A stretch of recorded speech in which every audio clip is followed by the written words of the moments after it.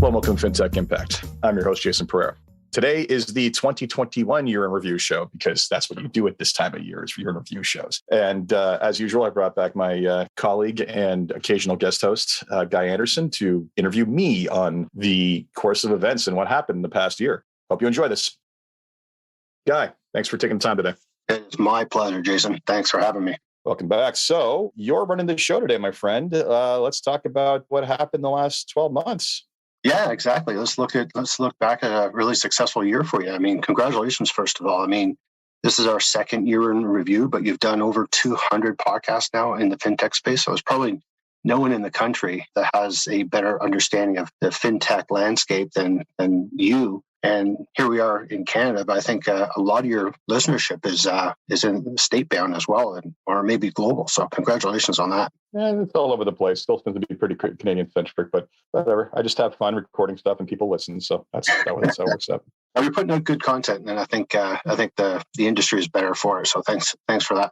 So, but as you said, this is a year in review. We did this last year, and the one thing that we talked about in our call last year, you were looking forward to 2022, and the number one podcast you were looking forward to at that time was a company called Cinchi. And Cinchi, if I remember correctly, is a company that, rather than putting data in silos or into a data lake, they have a data fabric, which seemed to be leaps ahead of everybody else. So can you just give us a little bit of a review of your conversation with Cinchi and what your thoughts were? Yeah. So, I mean, I picked them as one of the two most best fintech technologies that I saw last year. And I always say that they kind of broke my brain when I sat down with them the first time. It was a completely different way of looking at how to manage data. And the way to look at it is this. You either integrate two pieces of software point to point. So company A talks to company B, which is fine. But if you want company C to talk to it or software C to talk to it, you have to create those direct connections. And that can create this giant lattice work. The other way to do things is to basically have what's known as a data lake. So a giant dumping ground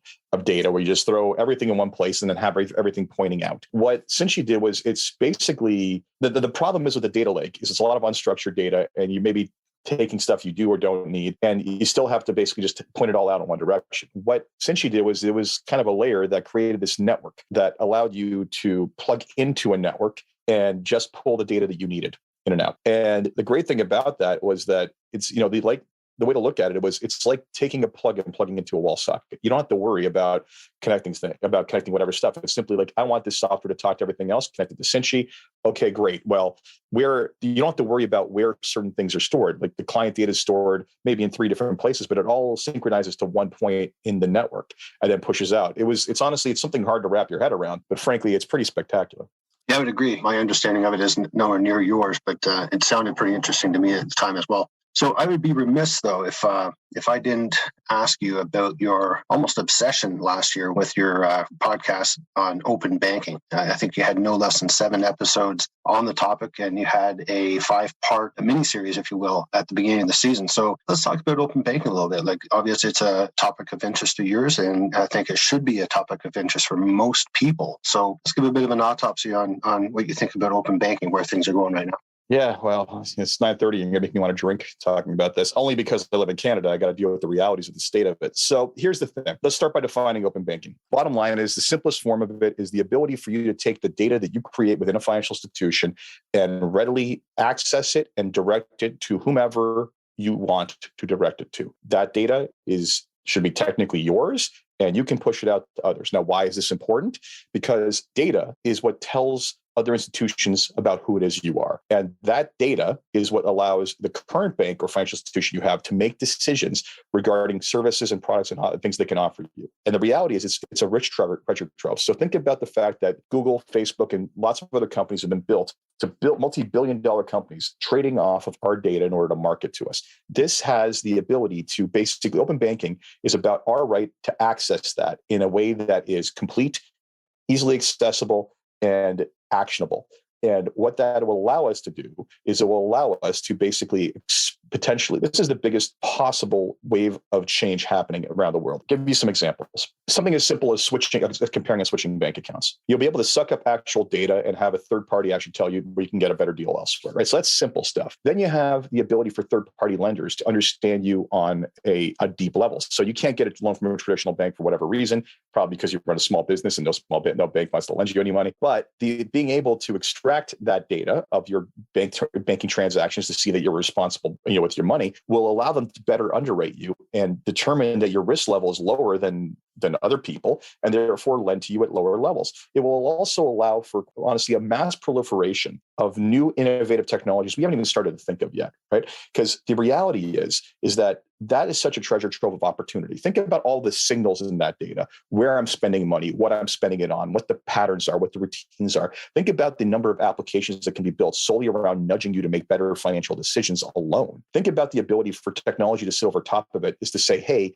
you only really need 5,000 in your bank account every month. You're currently sitting at 7,000. Push this button for us to basically deploy this either to the investments that your financial plan said you should be buying, or you have a house purchase coming up in 6 months. Let's just push this over to a high interest savings account. By the way, it's not bank A that you're with has it, it's bank D that has it. We're going to transfer it there seamlessly. Think about it's the ability to actually create technology that truly is client-centric in its focus. And in order to do that, we need to be able to access this in a secure and effective manner. Problem is, financial institutions realize that this is a potential mortal threat to them because a lot of their systems are predicated on friction. They want to make it hard for you to leave, which is a terrible, terrible way to look at how to handle consumers.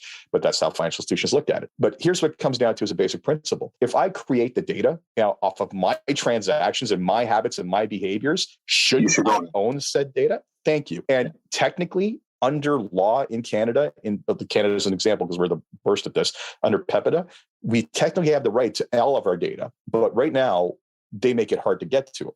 So if anything, it's not that we're debating, they still won't acknowledge that we have the full right to all of this. They still say it's theirs, but clearly there's a law that says otherwise. But the reality is that we're really just debating the method in which you give it to us. And frankly, given the fact that it's still available only in certain forms of, there's no APIs, it's only available in certain downloads or PDFs, we're just, now at this point, it's just, they're being spiteful about it, is the way I look at it. It's like, it's there, but you got to crawl over glass.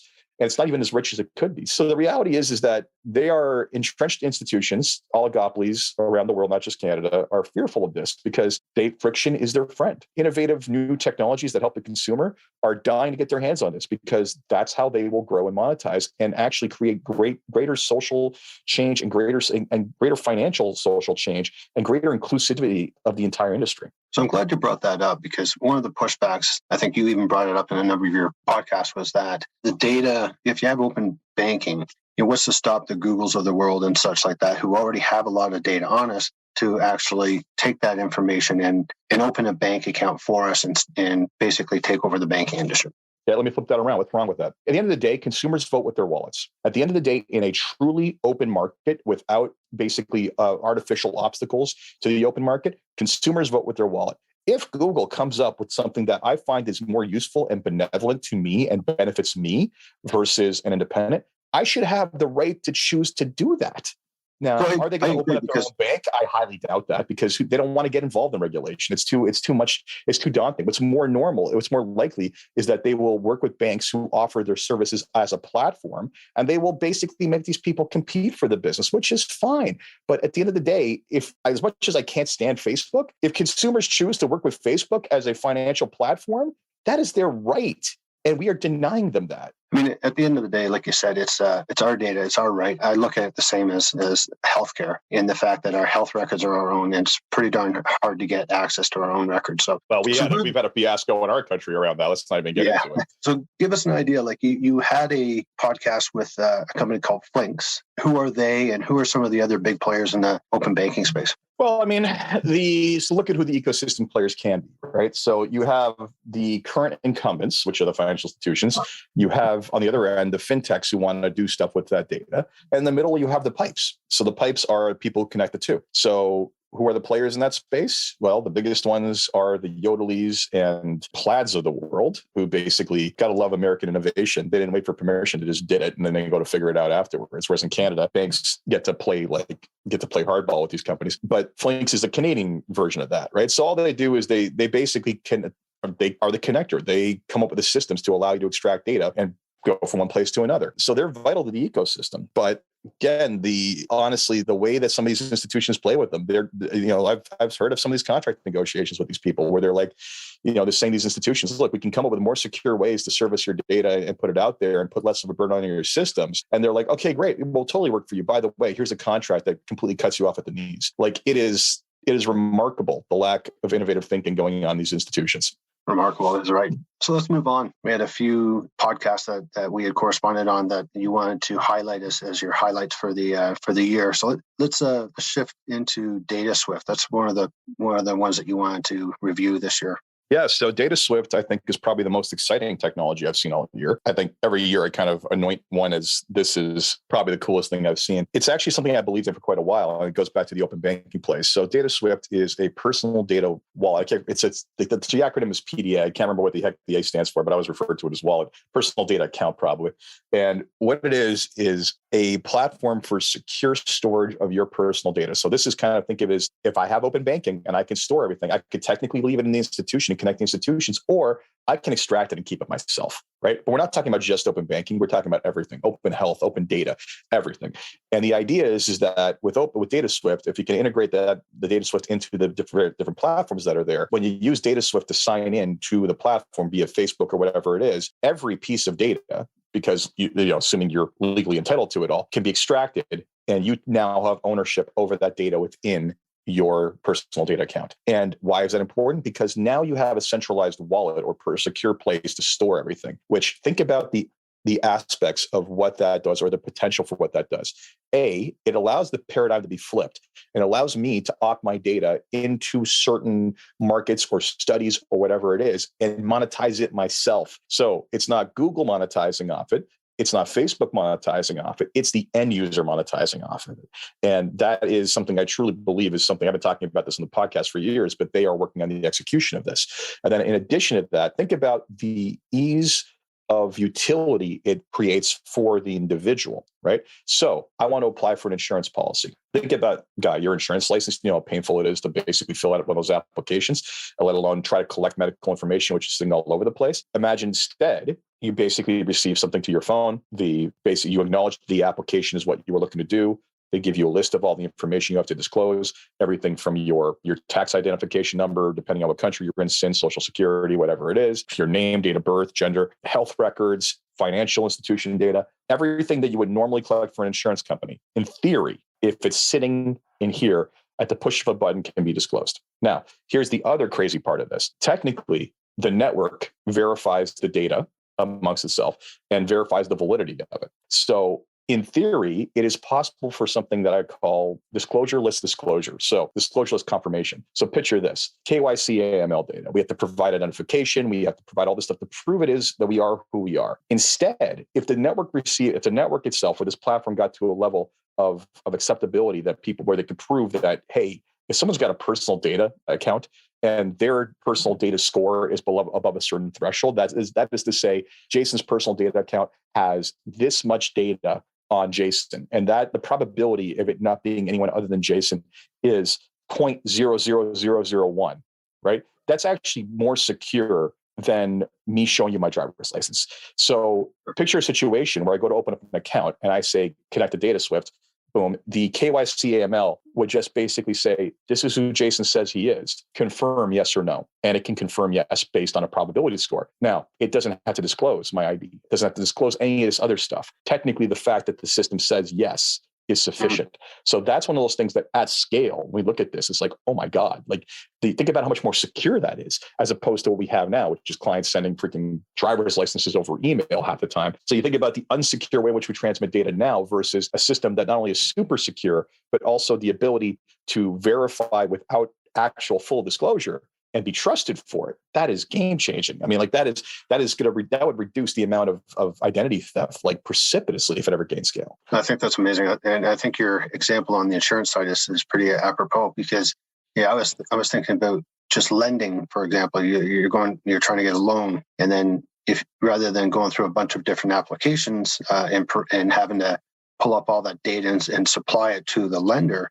you could automatically do that with a dozen different lenders and get the best rate or the best terms that you're looking for. Exactly. I think we've went through this entire period of digitization where it was, we had all this paper-based world and let's digitize everything. And now it's all digital, but none of it talks to anything else. And then you have some integrations where things are now starting to get pushed. But at the end of the day, the problem is it's still fragmented. Like it's still fragmented and there is no one truly trusted source that's up to date. For example, I can collect all the data I can on my clients within Salesforce, but I'm still at the mercy of it being accurate and them notifying me that it's accurate. They change an address. Maybe it takes them 2 weeks to get back to me, right? They get a promotion at work or just even a raise. Where's the checkpoint for me to get that verification? In a personal data account where all the KYC data that I require, like verification of income and everything else, in a world like that where you have a personal data account, the delta on what gets paid into the personal data account registers as a salary increase, which then gets pushed to anyone else who's authorized to basically do that automatically. And ta-da, the pipes just work. And suddenly, I get notification that something has to be updated. Or maybe I don't even get notification something has to be updated because they don't even have to think about it. Again, they don't have to, if this is just updating their records. Same example, they get paid more 1 month. That registers as a raise. The raise then pushes through to my KYC data, which I have to know what their income range is. Boom, that gets updated. They don't have to sign anything to acknowledge it because the system acknowledged that it's real. Now, does anything have to happen with me? Not necessarily. It depends. Is it a $5,000 raise on a $100,000 income, or is it a $50,000 raise on a $100,000 income? So where does we design systems where then that information gets pushed to me when there's an action to be done solely, and everything else just becomes an automatic routine system in the background. Now that is a utopia. I certainly hope happens, but the key here is that the idea of the personal data account or personal data wallet or locker, whatever you want to call it, is something that facilitates that reality, that utopia becoming reality with mass adoption. Now, fingers crossed, this is one of those platforms where it's like, it's an all or none. Either it gets no adoption, goes nowhere, or it gains network effects of scale. And the more and more things that get on that start to utilize a system like this, the more and more valuable the network becomes and the more easy it becomes to convince others to be on it. Well, let's hope that happens for sure. I mean, it's incredibly exciting. Fingers crossed. Yeah. So a lot of the stuff that we come across happens to be state bound or outside of Canada. But one of the, I guess, more innovative products, it's not so much a product, but purpose investments. Like Sam Seif is a change maker. Like there's some of the things he's come up with at Purpose and even before Claymore. It's pretty impressive. And your podcast with him this year, I mean, you touched on a bunch of stuff, but like one of the things that his claim to fame was the first Bitcoin ETF in the world, and that's how innovative they are. So reflect on your conversation with Sam for a moment. Yeah, it's funny. I feel like we've circled each other in the industry for years, and we finally just got a chance to actually speak this year, and we got along like a house on fire. So Sam has always been at the kind of early cutting edge of the industry. He was into the ETF space very early in Canada and sold it off. That was kind of his claim to fame initially. He was funder of Wealthsimple in Canada. So he was initial funder there, helped found the company, I think, to some degree, by putting people together. And he is, again, that was back when robos were just getting started around the world. So he was the change maker there. And then, through Purpose, 2 big changes in the last year, 3 actually, if you want to get into it. One was the first spot price Bitcoin ETF on the market, which the US still hasn't crossed that boundary because of regulation. But in Canada, we got it done. Yeah, so and you hit $1 billion like a week or something like that. Yeah, well, I mean, it's clearly indicative of pent-up demand. I mean, people talk about how it's mass proliferated Bitcoin is, but there's still friction, right? And anything that reduces, what's being proven is that anything that reduces friction to access for the common person or investment accounts or whatever it is gets the rewards. I mean, they had that less than perfect ETF that launched in the US where it's all based on futures and it's not necessarily the greatest price for tracking Bitcoin, but that attracted a ton of money. So he did that. He also recently launched the first tontine in North America, which is if you want, not going to get into that. It's a way to basically, for a group of people to basically self-insure to some degree on, or basically manage their own annuity as a group, but without having to manage their own annuity as a group. Long story, go read Malevsky's book, King William's Tontine. I highly endorse it. Of course, we're friends, so I have to highly know. I'm kidding. It's a good book. It's a good read. And I've been hearing, it's funny because of my connection to him, I've been hearing about this type of investment vehicle for, well, probably close to 10 years as he's been researching, and finally it's coming to fruition. So it's exciting. But yeah, he's always been at the cutting edge of this stuff. And even when we went for coffee, we were just walking around talking about cutting edge stuff. And, that was the first conversation I'd had with anyone else on DAOs. And sure enough, 2 months later, Constitution DAO makes it well known to everybody that what DAOs are a thing. For those who don't know, distributed autonomous organizations where basically people online can come together and essentially think of it almost like as a Bitcoin generated co-op. There was one that tried to buy the Constitution that did not go so well, but it was quite the amusing saga with quite the amusing ending. So no, that was a great interview. It was a great conversation, both on and off the recording. So one I hope to continue to have. Yeah, that's definitely an interesting conversation. Obviously, we've been following Psalm and Purpose live in the industry for quite a while as well. So let's jump over to Holistaplan. They seem to have a really interesting product there in there. Is it more of an optical imaging thing where they pull data from tax returns, et cetera? So before you get into that though, is there a Canadian version? Because that sounds amazing. Stop talking about that. No, there is no Canadian version. I've tried to, every now and then I try to get these guys to come north and it's not happening. So what's interesting, one of the companies I named as the most exciting thing I'd seen last year was FP Alpha as a competitor to them in a way. So let me go back to Holistaplan. Holistaplan a couple of years ago came on the scene, and I got to say, fantastic software. Sucks up PDFs of a tax return, spits out a report that actually is user-friendly and lets people know what's going on with their tax return. Very visual, very user-friendly, not a big tax form only a tax authority would love, but I think something that for advisors is a useful tool for just demonstrating value and helping educate clients. And they've evolved that. They've evolved that in that it makes recommendations on tax strategies. And now it does what-if analyses. And they're expanding now into state taxation. So that's going to be quite the journey for them for a while. So they got their hands full before they consider any other country, that's for sure. And so it's a fantastic software. By contrast, FP Alpha basically has also gotten into the tax side. I think Holistaplan's further ahead on that, but FP Alpha also uses the same kind of technology on estate planning documents. So they use natural language processing and optical character recognition to basically scan estate documents and make recommendations and tell you if there's any, like, to very least tell you, hey, this is who's getting what, who's in charge of what, and all that other stuff in a very simple, easy to digest format. But then also make recommendations and find errors. It's quite astonishing. To me, that's actually a bigger lift than tax, because tax is this numbers in this cell and it corresponds to this. You create a data table and you create the intelligence behind it. It's not a small lift, don't get me wrong, but I don't think it's as big a lift as using natural language processing to figure out what a will and power of attorney and trust should say and where the errors are. I mean, yeah, I'm sure that there's still a ways to go on making it 100%, but man, both are impressive. And honestly, the thing is that type of technology now is far more accessible and far more accurate than things that are standard, especially the tax forms. Tax forms are very standard things. It's that on my tax form and your tax form, the same information is in the same place, right? So it's a lot easier to apply that in that template, but it's still a challenge. But overall, yeah, I think both softwares are around providing a tool for advisors to demonstrate value beyond the traditional, which is the investment and financial planning side, and kind of the other areas of financial planning. Financial planning gets looked at with financial planning software. Investment gets looked at 1 billion times over. There's a lot less going on the insurance, tax, estate side than what's going on in that space. And I think these guys are very wise to tackle the kind of the bluer oceans of what's happening there. These are the companies that make it really exciting to be in the industry now. And I can't wait for the evolution of these products as they come to the Canadian market. So I'm glad you brought up. No time soon. Don't hold your breath. I'm glad you brought up FP Alpha because I was going to ask about them as well.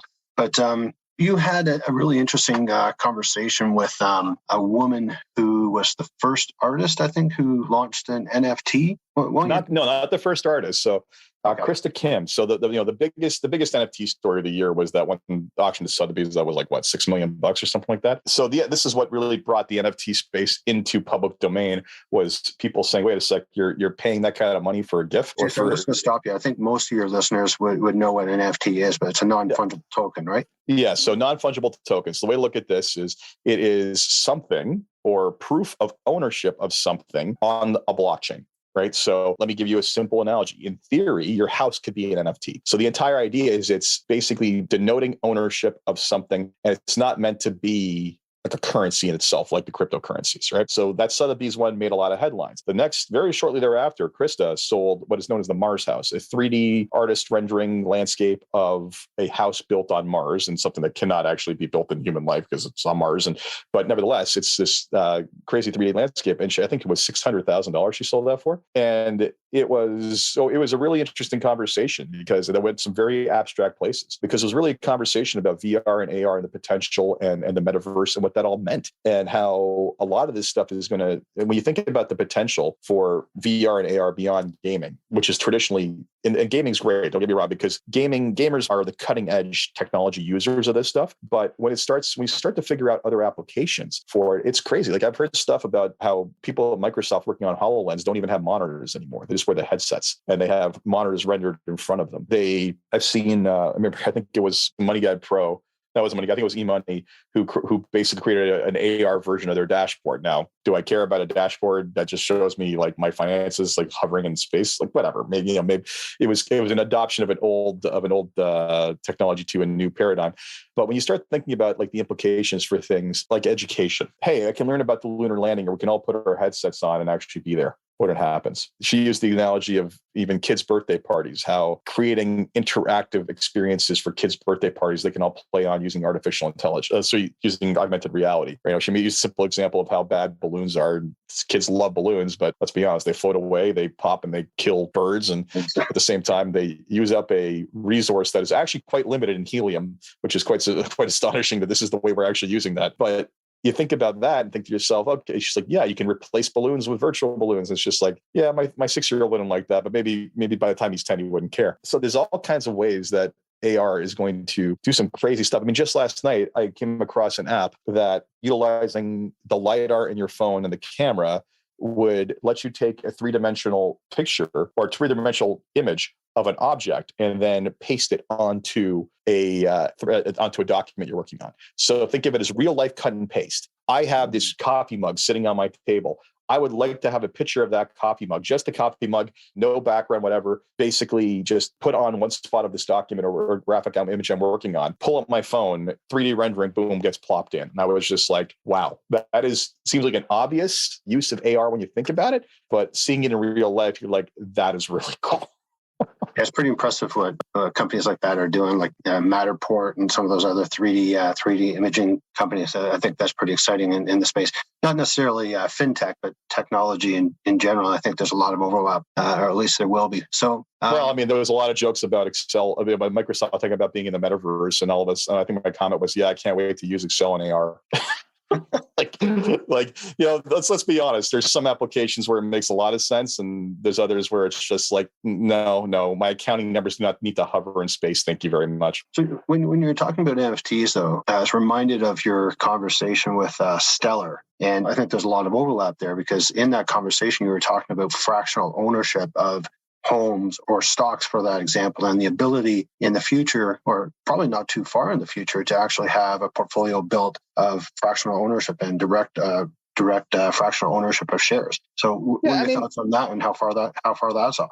Well, that already exists in a non-blockchain universe, right? So I mean, fractional ownership exists at Schwab, Fidelity, Simple, to a limited degree. I mean, it's at the end of the day, fractional ownership is not that hard to figure out without blockchain, because essentially all you do is if you're a custodian and someone wants to buy 10% of a share. Yeah. Sorry. Yeah. So they want to buy 10% of a share. All you do is you, as the custodian, have to buy one share, attribute 10% of it to them, and then you're taking the risk on the rest of it, right? So you now have ownership of 0.9%, so of 90%. So this is the thing, is that like it's doable with, as long as the custodians are willing to take on the market risk of these products. That's fine. And the worst you're ever exposed on a fractional ownership is a maximum of one share. That's it, or less than one share. So it's not that bad. Now, the difference between that and blockchain is that by its nature, blockchain being divisible means that they have to take zero risk. If I can own 0.00001 of a Bitcoin, right, whatever number of tokens that works out to, but I don't have. But again, no one else has to take that other risk. Like every other owners own that risk. So I think I think quite honestly, I keep saying it, crypto aside, blockchain itself as a technology is a core fundamental underlying piece of the internet that was missing, and something that frankly will underpin so much architecture going forward. It will be just insane. But the obvious game changer. The fractional share ownership is one aspect of it, but the fractional ownership of vacation properties or just real estate in general, I think is also a huge advance that's going to push forward too, right? Well, I got one for you too. I mean, like, just think about it this way. Someone once told me, and I don't have verification of this, that something like 30% of a bank's expenses tend to do with are in some way tied up in reconciliation and processing. Interesting. Right? Yeah. So if you think about that basically blockchain by its nature is self-processing and self-reconciling. The reality is that like the potential for enormous savings, first for the corporations and then hopefully for the consumers, but I live in Canada, so let's get realistic. It's just going to go straight to the dividend. The reality is that there is a massive potential there for massive consumer savings and efficiencies. Unfortunately also a lot of jobs being lost because of it, but that's revolutionary technology. So frankly, I can't, the fractionalization, and then let's go back to real estate. And I've had this conversation in this podcast on multiple occasions. When you think about the choices you have as a owner of a real estate property or your own home for accessing the capital within that property, it is incredibly limited. It's borrowing. That's it. All I can do is basically borrow money to access that capital. And there's a cost to that. And that cost is the interest. Instead, and this is heresy in Toronto because people think everything grows at 50% per year, but they'll be sorely mistaken and disappointed going forward. But instead, the alternative could be, I could sell, I need to raise money.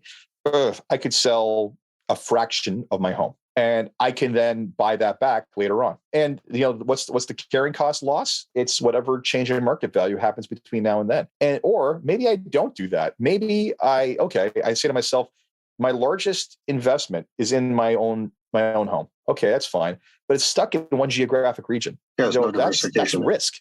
Yeah. There's no diversification. What if instead I held on to 5% of my ownership and use the other 95% to invest in homes throughout North America with other people who also want a diversification, right? I remember having this conversation with your friend Moshe Malevsky 20 years ago, maybe even longer ago, about pure diversification, having the ability to own fractional real estate all around the world. And it's finally coming to market. It's finally coming true. Essentially, I think there's a lot of roadblocks to it. There's tax policy that has to adapt because if I, in Canada, pay no tax on my income, if I'm owning a percentage of someone else's home, that's an investment technically, not principal residence. So therefore, an exemption wouldn't apply. The U.S. too, if you got a $500,000 cap, where does that apply across the board? Right. So tax policy would have to be changed, but also the endowment effect, I think, is enormous. The reality is, I trust myself to maintain my home to a certain degree. Do I trust other people? Right? I mean, we all have a common interest in making sure that our properties are all of the highest possible value. But now if I have a 5% stake versus a 95% versus 100% stake, you got a free rider problem. You're a renter now.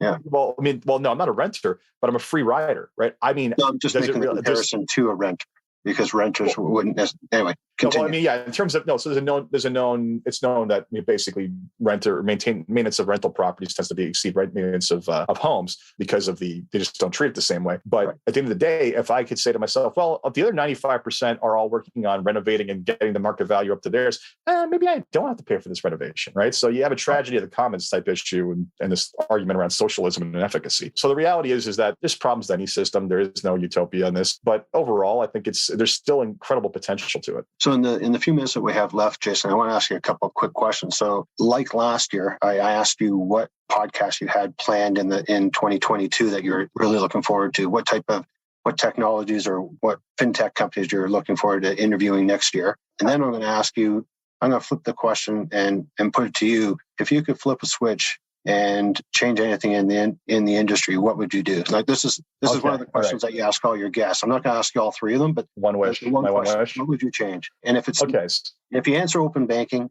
I'm going to ask you that question again to give me another answer to. Okay, fair enough. Let's see. So first off, looking at next year's list, I got to say, luckily the podcast is successful enough that I am now booking into June. So there's a lot going on. There's a bunch of interesting stuff. So I have a commitment from Meet Amy, which is Canada's first digital asset trading platform for advisors. I have also spoken to on Twitter. Emmy Pro, yeah. Yeah. Meet Emmy is the company. Yeah. I've also spoken over Twitter to Tyrone Ross of OnRamp, which is the equivalent player in the US and bigger. He said he'd be happy to talk about coming on after Q1. So this is me letting everybody know he said that. So now I got to hold him to it. So those ones will be interesting to see how the world of crypto is being brought to the world of to the advisor space. I also, let's see, who else? I guess just to sort of comment on that, it's like right now, if anyone wants to buy cryptos directly, they have to open a Coinbase account or something like that, right?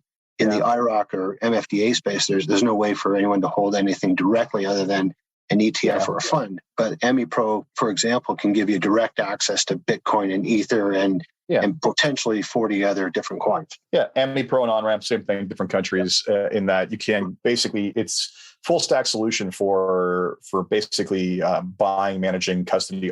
Not custody. Custody's done. Yeah, it integrates with your portfolio management system. Yeah.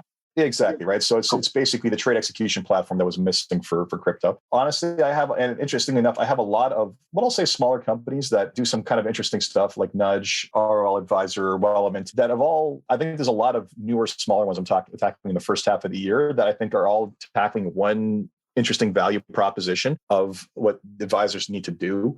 And I think those will be very interesting conversations about the value that they're bringing to the table for people. There's less on the kind of like, wow, this is this big industry altering technology. I think these are all like nice pieces that fit into a larger pie that can really make a difference in someone's experience. So, I mean, I have a lot coming up. I also I've been around long enough now that I'm revisiting some of the previous conversations. I've got other companies that I've spoken to before coming on for updates. And I would say a big theme to some of the early stuff next year around integration. There are companies now that are coming out that are quite literally designed simply to provide advisors guidance and tools and actual consulting on integrating the pieces of their digital puzzle and basically doing that for them as opposed to letting them figure out themselves. So exciting stuff. And then to answer your question, because we got to wrap up shortly. So yes, open.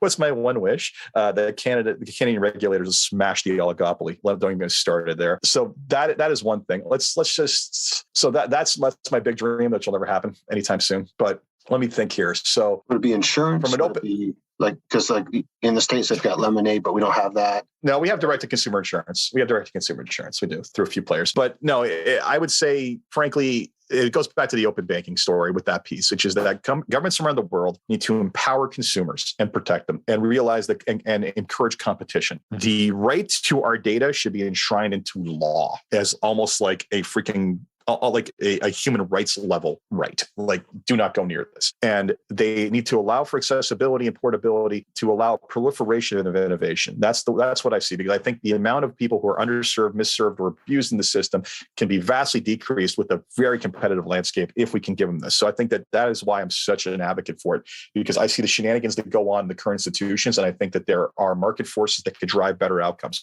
So that's my challenge. And I also think that the biggest wish I have in general I won't say it in the US. As a US, I think is proliferated with advisor innovators and entrepreneurs. And I always say this when I talk to people in this country and others, it's like, step one, think like an entrepreneur. Like, if you're an advisor in the advisory space, stop acting like you're an employee and calling yourself an entrepreneur. Take control of your business. Think of it like a business. Innovate, act. Do not be afraid of technology, and basically work to create truly empowering experiences for consumers. So it goes back to the end of this. We're all here to service someone in this industry. We're all here to service our clients, our customers, whatever it is.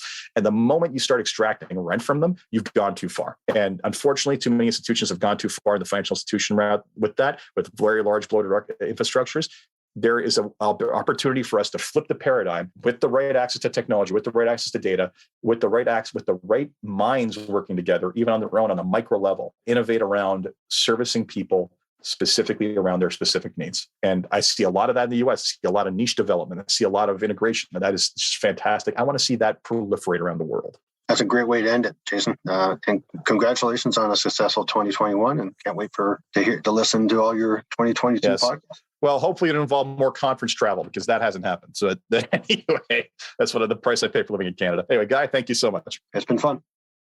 So that was this week's episode of FinTech Impact. Thank you for joining me yet again and for joining me for the entire year. Greatly appreciated. Stick around for next year. I kid you not, I have a lot of exciting people coming on in the first half and hope to have some bigger and bigger names as they come along. But thanks for following along on the journey and take care.